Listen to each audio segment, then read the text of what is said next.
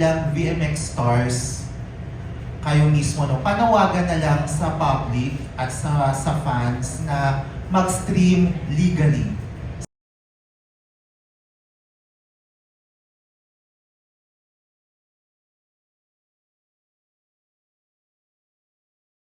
sa VMX at huwag sa kung ano-anong site para mag-grow pa at kumita pa ang VMX at ang ating community.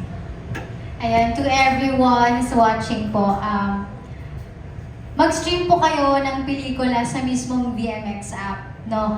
Aside sa legal yon na gawin, no? Pinaghirapan din po kasi ng mga artista, ng mga director, ng producer ang gumawa ng pelikula. Hindi po biro yung ginagawa namin dito. Yung pagod, yung effort ng bawat tao na bumubuo talaga sa mga proyekto, hindi po siya biro. So as much as possible, malaking tulong po talaga kapag nag-stream po kayo officially sa VMX app po. Other stars, Ayan. Noah, Van. Ayan.